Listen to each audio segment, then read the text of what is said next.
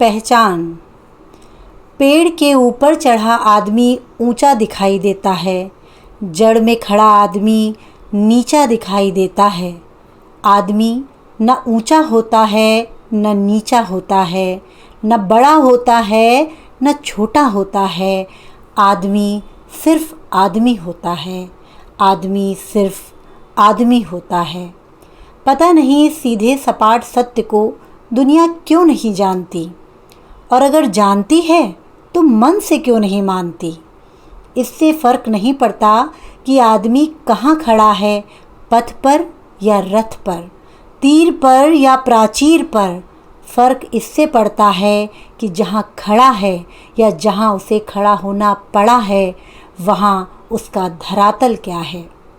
हिमालय की चोटी पर पहुँच एवरेस्ट विजय की पताका फहरा कोई विजेता यदि ईर्ष्या से दग्ध अपने साथी से विश्वासघात करे तो क्या उसका अपराध इसलिए क्षम्य हो जाएगा कि वह एवरेस्ट की ऊंचाई पर हुआ था? नहीं, अपराध अपराध ही रहेगा। हिमालय की सारी धवलता उस कालिमा को नहीं ढक सकती। कपड़ों की दूधिया सफ़ेदी जैसे मन की मलिनता को नहीं छिपा सकती। किसी संत कवि ने कहा है कि मनुष्य के ऊपर कोई नहीं होता। मुझे लगता है कि मनुष्य के ऊपर उसका मन होता है, उसका मन होता है। छोटे से मन से कोई बड़ा नहीं होता, टूटे मन से कोई खड़ा नहीं होता। इसीलिए तो भगवान कृष्ण को शस्त्रों से सज रथ पर चढ़े कुरुक्षेत्र के मैदान में खड़े अर्जुन को गीता सुनानी पड़ी थी। मन हार कर मैदान नहीं जीते जाते, न मैदान जीतने से मन ही जीते जाते हैं।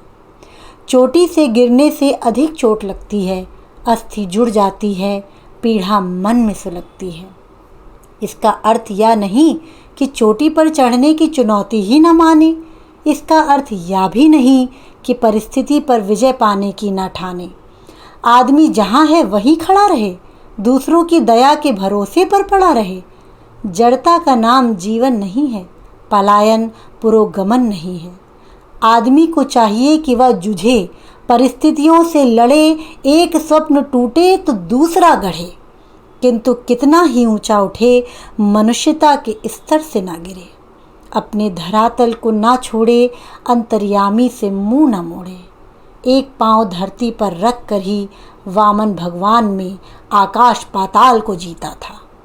धरती ही धारण करती है, कोई इस पर भार न बने, मिथ्या अभिमान से न तने। मनुष्य की पहचान उसके धन या आसन से नहीं होती, उसके मन से होती है।